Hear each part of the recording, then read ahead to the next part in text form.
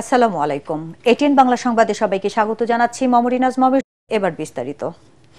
রাজধানীর উত্তরার milestone school and কলেজে বিমান বাহিনীর যুদ্ধ বিমান বিধ্বস্তের ঘটনায় মৃতের সংখ্যা বেড়ে দাঁড়িয়েছে ৩২ জনে। এর মধ্যে ২৯ জনই শিশু।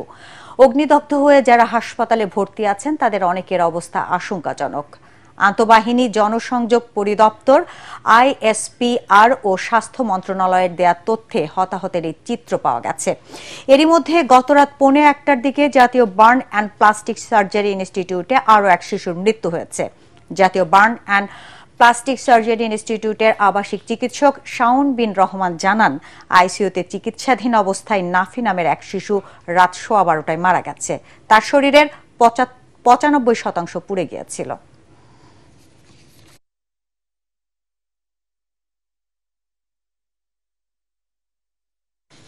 এদিকে মাইলস্টোনে দগ্ধ আহতদের চিকিৎসা সহায়তা দিতে সিঙ্গাপুর থেকে বিশেষজ্ঞ চিকিৎসক দল এখন জাতীয় বার্ন ইনস্টিটিউটে। সকালে সিঙ্গাপুর জেনারেল হাসপাতালের সিনিয়র কনসালটেন্ট চং সি জ্যাকের নেতৃত্বে চিকিৎসক দল বার্ন ইনস্টিটিউটে পৌঁছেই চিকিৎসকদের সাথে বৈঠক করেন। বিমান বিধ্বস্তের ঘটনায় আহতদের উন্নত চিকিৎসার সহায়তার জন্য বাংলাদেশে ডাকা হয় সিঙ্গাপুর জেনারেল হাসপাতালের বিশেষজ্ঞ টিমকে। আহত রোগীদের অবস্থা পর্যালোচনা করেই সিদ্ধান্ত নেবেন তারা। বার্ন ইনস্টিটিউটের বাইরে উৎসুক জনতার অতিরিক্ত ভিড় নিয়ন্ত্রণে নিরাপত্তা ব্যবস্থা জোরদার করা হয়েছে। পুলিশের পাশাপাশি রয়েছে সেনা সদস্যরা।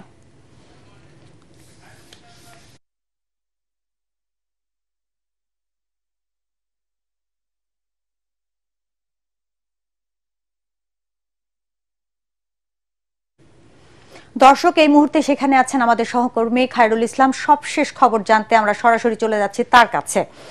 খায়রুল, আমরা জেনেছি ৩টায় বার্ন ইনস্টিটিউটে ব্রিফিং হবে। আহত চিকিৎসার বিষয়ে আর কি কি তথ্য রয়েছে আপনাদের?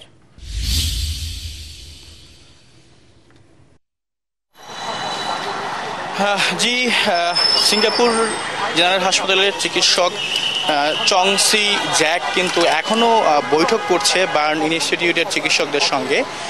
বৈঠক শেষ হওয়ার পর তিনি কিন্তু তার চিকিৎসা কার্যক্রম চালু করার কথা রয়েছে। এছাড়াও কিন্তু দুপুর ১২টার পর স্বাস্থ্য অধিদপ্তর থেকে একটি নতুন তথ্য জানানো হয়। সেই তথ্যটি হচ্ছে এখন পর্যন্ত ২৯ জনের মৃত্যুর খবর তারা নিশ্চিত করেছে, যার অধিকাংশই শিশু। এবং বার্ন ইনস্টিটিউট সহকারে ঢাকা শহর, উত্তরা বিভিন্ন হাসপাতাল সহকারে এখন পর্যন্ত ৬৯ জন আহত রোগী চিকিৎসা নিচ্ছে। স্বাস্থ্য অধিদপ্তরের তথ্য মতে এই বিষয়টি জানানো হয়েছে। কিন্তু আইএসপি এর তথ্য মতে, সর্বশেষ তথ্য মতে মৃত্যুর সংখ্যাটা ছিল ৩১। এছাড়াও কিন্তু বার্ন ইনস্টিটিউট আইসিইউতে কিন্তু ১১ জন রোগী যে আইসিইউতে রয়েছে তাদের কিন্তু চিকিৎসা সেবা দেওয়ার জন্য বার্ন ইনস্টিটিউট কিন্তু বিশেষ একটি টিমও কিন্তু ইতিমধ্যে রেডি করেছে।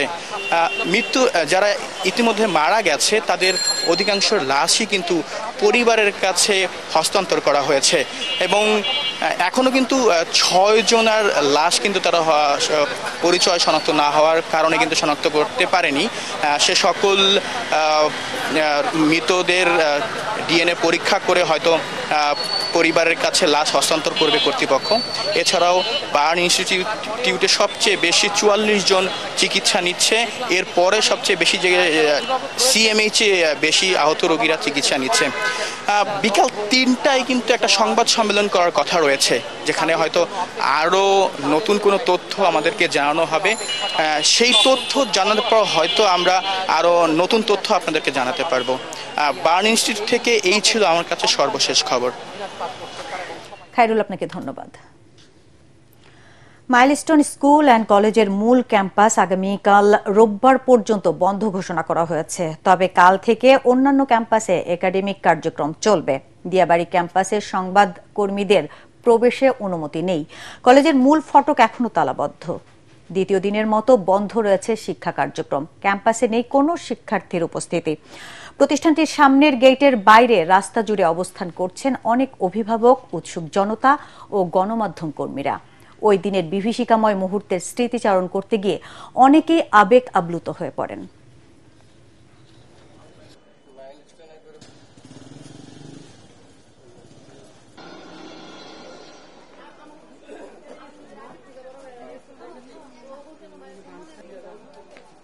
দুর্ঘটনা ঘটার 5 থেকে 7 মিনিট আগে আমাদের পরীক্ষা শেষ। আমরা ক্যাম্প ওই বিল্ডিংটার সামনে গ্রাউন্ডে খেলতেছিলাম, ফুটবল খেলতেছি, হঠাৎ করে শব্দ হয়। আমরা পিছিয়ে তাকায় দেখি জুনিয়র সেকশন আগুন ধরে গেছে। পরে ফায়ার সার্ভিস ওরা আসে, তার আগে আমরা যে করে লাশ পাড়ি বের করি, ওরা অর্ধেক হয়ে গেছে। যারা বাইরে একটু 1-2 হাত দূরে ছিল ওরা অর্ধেক হয়ে গেছে। ওদের লাশ আমরা ক্যাম্পাসের পিছনে নেই। খুব খারাপ লাগছে যে আমার একটা ছেলের ক্লোজ ফ্রেন্ড তানবীর, ও মারা গেছে। ওর জন্য সবাই দোয়া করবেন, সব বাচ্চাদের জন্য সবাই দোয়া করবেন। আমার অনেক ক্লোজ বন্ধু ছিল, ও আমার সাথেই বসতো সব সময়। ওর কথা শুনলে আমার গাও শিউরে উঠে, আমার ভালো লাগে না, আমার অনেক কষ্ট ফিল হয়। আমার মানে ওর কথা শুনলে আমার মন খারাপ হয়, আর কোনো ভালো লাগে না। আর দর্শক, এই মুহূর্তে সেখানে আছেন আমাদের সহকর্মী মিজান শাহজাহান। সবশেষ পরিস্থিতি জানতে এবার যুক্ত হচ্ছে তার সাথে। মিজান, ঘটনাস্থলের এখনকার পরিস্থিতি আমাদের জানান।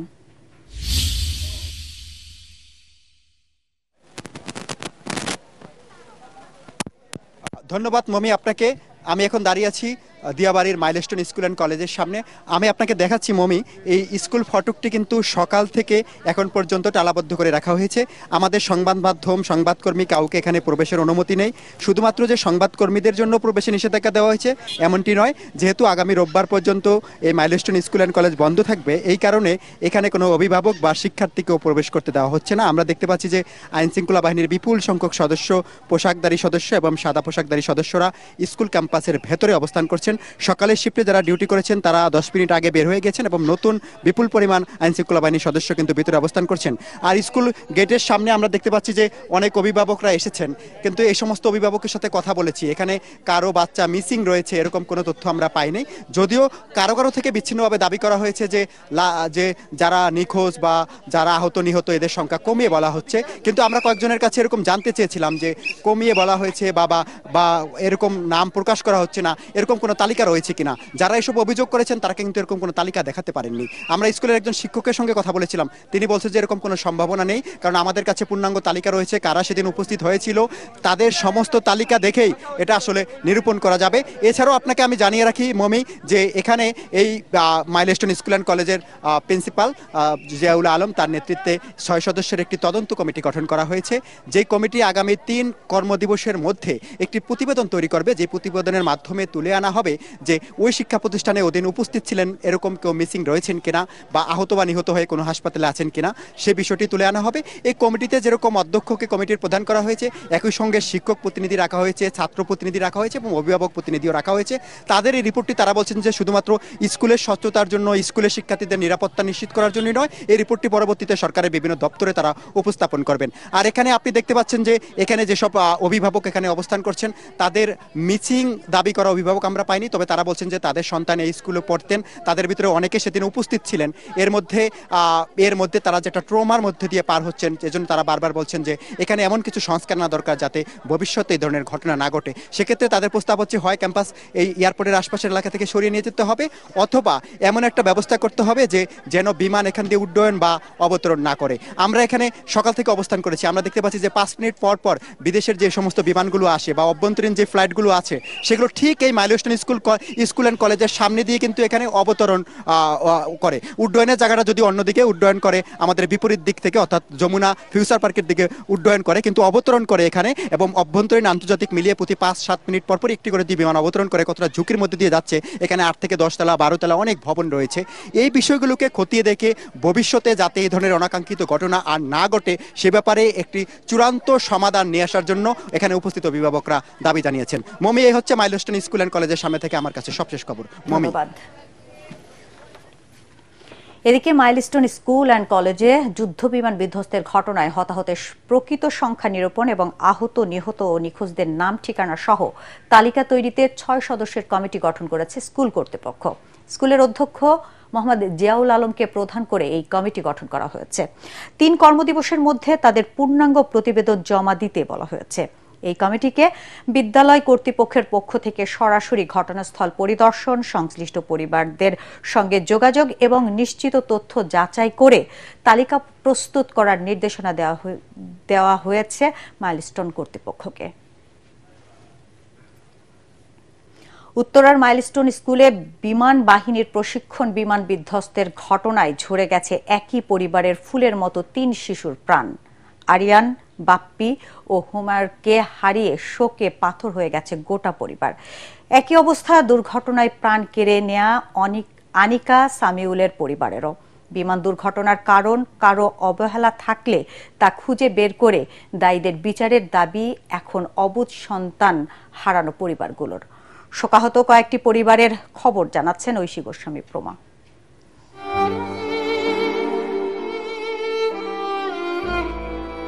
কুড়ি থেকে ফুল হয়ে ওঠার আগেই ঝরে গেছে ওরা। এখন শুধুই স্মৃতি, নিষ্পাপ এই শিশুরা।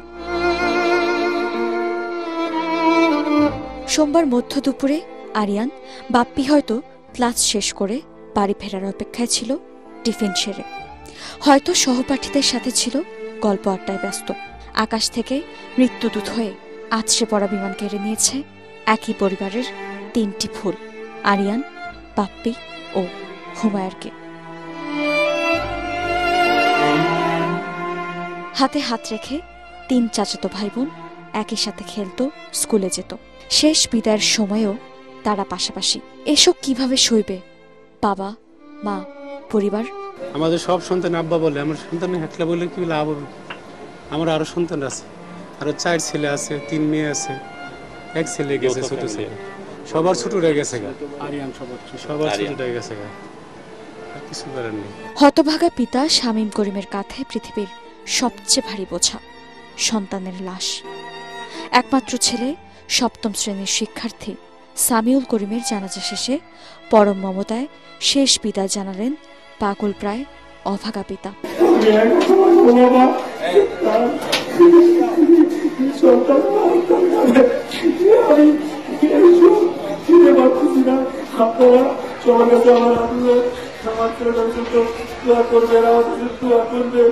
দুই বোন সুমাইয়া, আনিকার খুনসুটি লেগেই থাকত, কিন্তু সুমাইয়া কখনোই ভাবতে পারেনি এক নির্মম দুর্ঘটনা কেড়ে নেবে আদরের ছোট বোন নুসরাত জাহান আনিকাকে।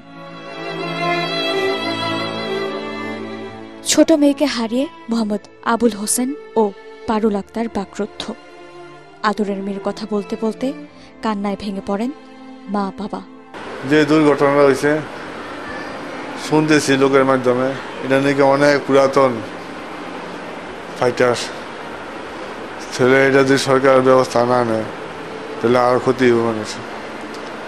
আর প্রশিক্ষণ যাতে দূরে কোথাও হয়, ঢাকা সিটি যাতে না হয়। আমার আর কি বলার থাকবো, আমার বাচ্চা চলে গেছে, আমার কি বলার, আমার বাচ্চারা কি দিতে পারবো না, আমার বাচ্চারা তো আর দিতে পারবো না, আমি আর কিছু করার নাই। ঘুরে বেড়ানো আর ছবি আঁকা ছিল ছোট্ট আনিকার শখ। এ কথা বলতে গিয়ে স্বজনরা বলছেন এভাবে আর কাউকে যেন বুকের ধনকে হারাতে না হয়।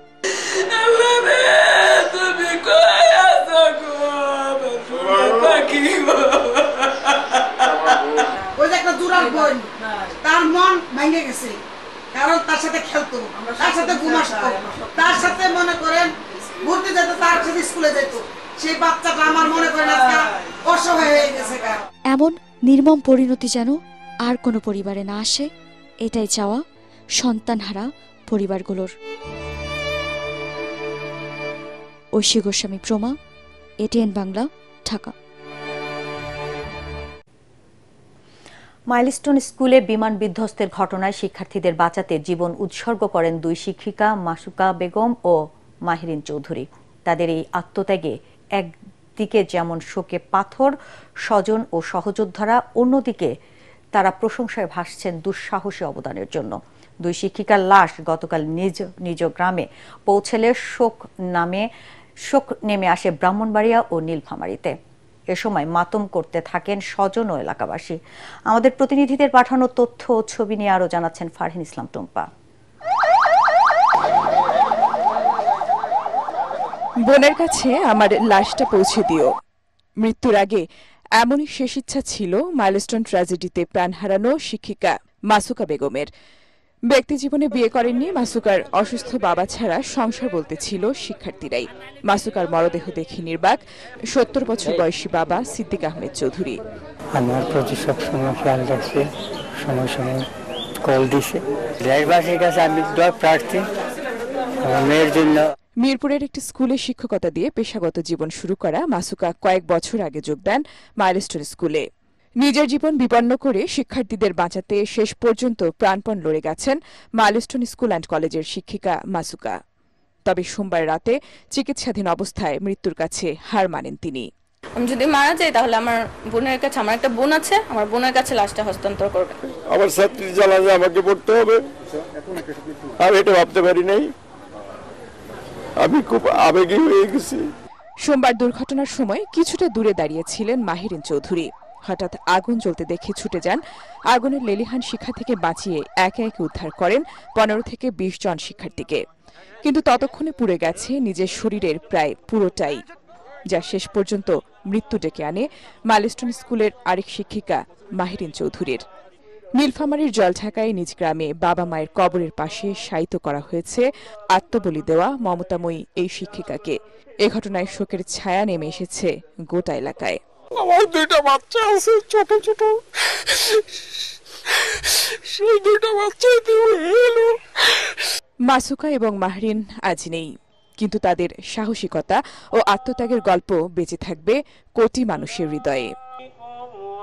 ফারহিন ইসলাম টুম্পা, এটিএন বাংলা। এইচএসসি পরীক্ষার্থীদের দাবির মুখে পদত্যাগ করবে না বলে জানিয়েছেন শিক্ষা উপদেষ্টা অধ্যাপক CR আবরার। সচিবালয়ে সাংবাদিকদের প্রশ্নের জবাবে তিনি জানান, বিভিন্ন পর্যায়ে বৈঠকের কারণে মঙ্গলবারের এইচএসসি পরীক্ষা স্থগিতের সিদ্ধান্ত রাত ৩টায় হয়েছে। এতে কোনো ধরনের গাফিলতি ছিল না বলেও তার দাবি। শিক্ষা উপদেষ্টা আরও বলেন, মাইলস্টোন কলেজে বহিরাগতদের ইন্ধনে ২ উপদেষ্টাকে অবরুদ্ধ করা হয়েছিল।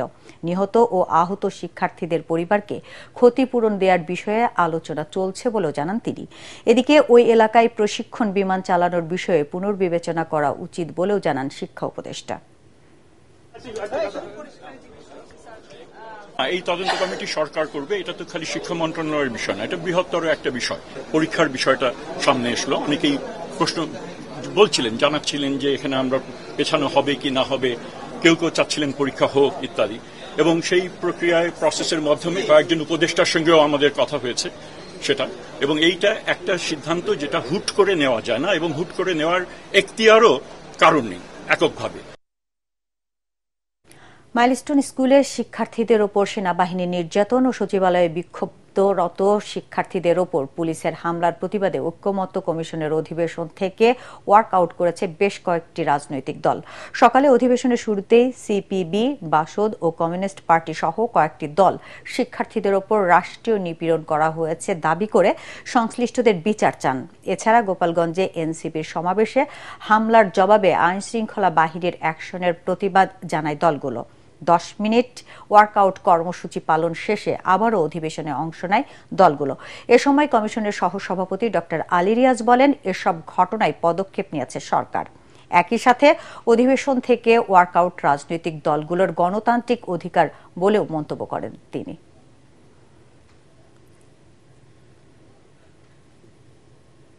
প্রধান উপদেষ্টার সঙ্গে বৈঠকে প্রতিশ্রুতি অনুযায়ী দ্রুত জাতীয় নির্বাচনের ঘোষণা দেওয়ার অনুরোধ জানিয়েছে বিএনপি।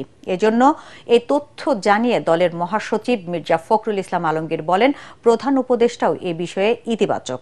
চেয়ারপারসনের গুলশান কার্যালয়ে সাংবাদিকদের তিনি বলেন, গোপালগঞ্জে সহিংসতা, সচিবালয়ে হামলার মাধ্যমে পরিকল্পিতভাবে দেশে বিশৃঙ্খলা সৃষ্টির মাধ্যমে পতিত স্বৈরাচার আবারও মাথাচাড়া দেওয়ার চেষ্টা করছে। বিএনপি মাইলস্টোন ট্র্যাজেডিকে দুর্ঘটনা হিসেবে মনে করে বলেও জানান মির্জা ফখরুল। মইনুল হাসানের রিপোর্ট। ক্ষুদ্র জাতিগোষ্ঠী দলের নেতাকর্মীদের সাথে তাদের সমস্যা, সংকট ও সমাধান সহ নানা দিক নিয়ে মতবিনিময় করেন বিএনপি মহাসচিব মির্জা ফখরুল ইসলাম আলমগীর। নানা কারণে পিছিয়ে পড়া ক্ষুদ্র জনগোষ্ঠীকে কিভাবে মূল স্রোতে নিয়ে আসা যায় তা নিয়ে বিএনপির 31 দফার আলোকে পরিকল্পনা তুলে ধরেন মির্জা ফখরুল। পরে মঙ্গলবার প্রধান উপদেষ্টার সাথে বৈঠকে কি নিয়ে আলোচনা হয়েছে সাংবাদিকদের কাছে তা তুলে ধরেন বিএনপি মহাসচিব।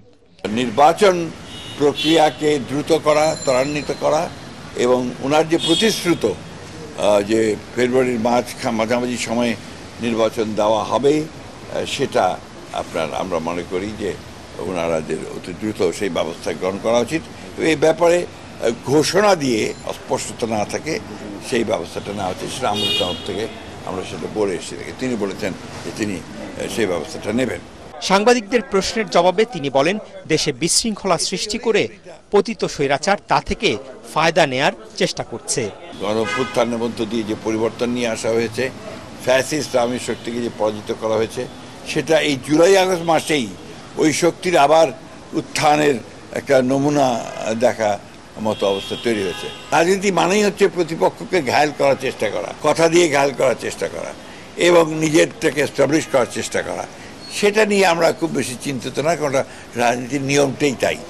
মাইলস্টোন ট্র্যাজেডি নিয়ে সামাজিক যোগাযোগ মাধ্যমে নানা অপপ্রচারের বিষয়ে দৃষ্টি আকর্ষণ করা হলে মির্জা ফখরুল বলেন, এটিকে দুর্ঘটনা বলেই মনে করে তার দল। But the pilot, young pilot, সেই বিমানটাকে আপনার সেফ জায়গায় নিয়ে যাওয়ার জন্য চেষ্টা করেছে যাতে স্কুলের উপরে না পড়ে, কিন্তু সেটা সে পারেনি। মাইলস্টোন ট্র্যাজেডিতে নিহত পরিবারের প্রতি সমবেদনা ও আহতদের সুস্থতা কামনা করে বিএনপি মহাসচিব জানান, দলের দুই শীর্ষ নেতা বেগম খালেদা জিয়া ও তারেক রহমান এ বিষয়ে সার্বক্ষণিক খোঁজ খবর রাখছেন। মইনুল আহসান, এটিএন বাংলা, ঢাকা। জুলাই অভ্যুত্থানের সমন্বয়ক আসিফ মাহমুদের সন্ধানে তার বাবার আর্তনাদ এখনো চোখে ভাসে অনেকের। হাসপাতাল থেকে থানা, পুলিশ সন্তানকে খুঁজে না পেয়ে দিশেহারা হয়ে 23 জুলাই সংবাদ সম্মেলনে এখনকার ক্রীড়া উপদেষ্টা আসিফের জন্য আকুতি করেন বাবা বিল্লাল হোসেন। আসিফ সহ বৈষম্য বিরোধী ছাত্র আন্দোলনের 3 সমন্বয়ক রিফাত রশিদ ও আবু বাকের মজুমদার যখন নিখোঁজ, তখন এক ব্রিফিংয়ে সাধারণ শিক্ষার্থীদের মূল দাবি মেনে নেয়ার দাবি করেন সাবেক আইনমন্ত্রী আনিসুল হক। ওইদিকে আপিল বিভাগের রায়ের আলোকে কোটার প্রজ্ঞাপন জারি করে সরকার। আদিন সজীবের রিপোর্ট।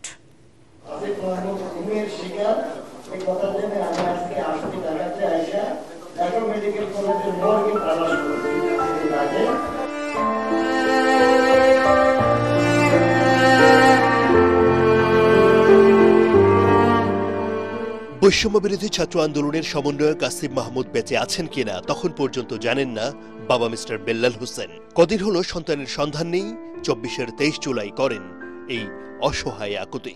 এখন আমি আমার একটাই আবদার, আসিফ মাহমুদের সন্ধান চাই আপনাদের। আসিফ মাহমুদ, আবু বাকের এবং রিফাত রশিদ, এই 3 জনকে 18 তারিখ থেকে আজকে পর্যন্ত খুঁজে পাওয়া যাচ্ছে না। চোখে জল টলমল সমন্বয়ক হাসনাত, নাহিদ আর সার্জিসার। জুলাইয়ের টানা আন্দোলনে ছাত্র জনতাকে নির্বিচারে হত্যার ঘটনায় হুঁশিয়ারি দেন নাহিদ ইসলাম। এই প্রজ্ঞাপনের সাথেই কিন্তু কেবল আমাদের আন্দোলনটি সম্পর্কিত নয়, আমরা কিন্তু আন্দোলন থেকে সরে আসছি না। যারা জনগণ আমাদের সাথে লেগেছে, তাদের বক্তব্য, তাদের দাবি দেওয়া, তাদের যে মতামত, তার সুস্পষ্ট সমাধান এবং বিচার না হলে আমাদের আন্দোলন কিন্তু অব্যাহত থাকবে। ওদিকে আপিল বিভাগের রায়ের আলোকে কোটা সংস্কার করে প্রজ্ঞাপন জারি করে সরকার। বলা হয়, সরকারি চাকরিতে সাধারণ কোটায় নিয়োগ 93%, মুক্তিযোদ্ধার সন্তান 5%, ক্ষুদ্র নৃগোষ্ঠী 1 এবং প্রতিবন্ধী ও তৃতীয় লিঙ্গের জন্য 1% কোটা নির্ধারণ করা হয়েছে। আমরা কোটা সংস্কারের যে রায় সর্বোচ্চ আপিল বিভাগ, সর্বোচ্চ আদালত আপিল বিভাগ দিয়েছে, তা কিন্তু প্রতিপালন করেছি। আক্রমণকারীদেরকে আমরা ফাইট ব্যাক করার ফলে সংঘর্ষ তৈরি হয়েছে, সেই সংঘর্ষে হতাহতের ঘটনা ঘটেছে। টানা কারফিউয়ের মধ্যে সেদিন দেশের পরিস্থিতি কিছুটা শান্ত ছিল। উদ্বেগ উৎকণ্ঠা নিয়ে কেবলই জরুরি প্রয়োজনে বের হন সাধারণ মানুষ।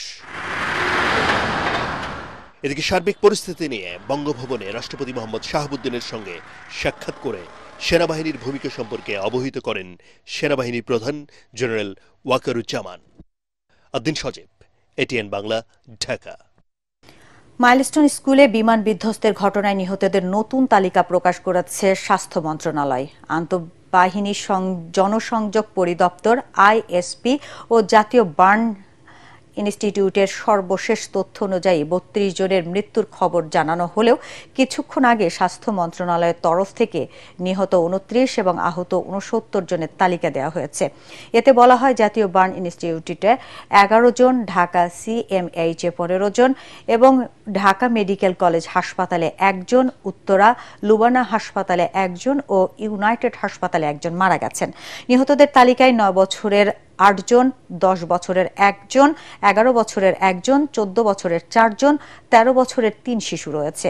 এছাড়া আহতদের মধ্যে রয়েছে শিক্ষক ৫ জন, শিক্ষার্থী ৪১ জন, স্কুল স্টাফ ১ জন, ফায়ার ফাইটার ১ জন, পুলিশ ১ জন, সেনা সদস্য ১৪ জন, কর্মচারী ১ জন, ইলেকট্রিশিয়ান ১ জন এবং অন্যান্য ৪ জন। এবার আল আরাফা ইসলামী ব্যাংক অর্থ সংবাদ।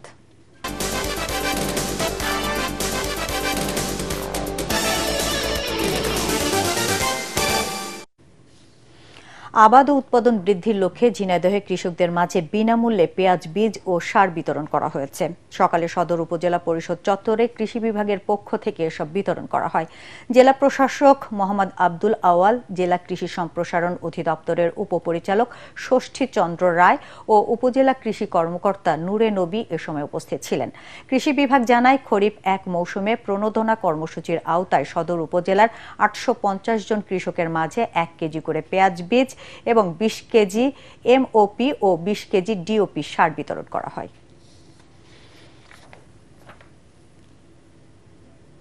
এবার আন্তর্জাতিক সংবাদ।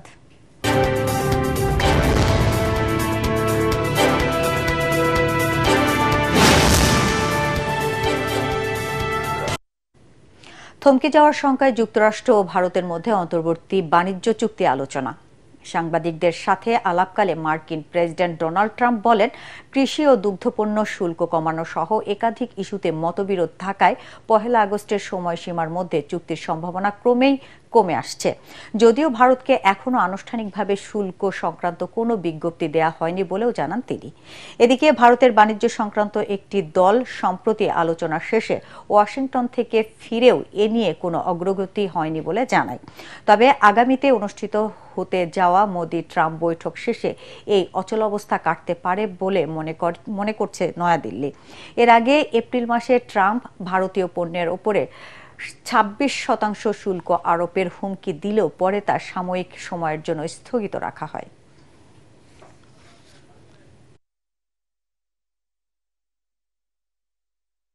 এবার খেলার খবর।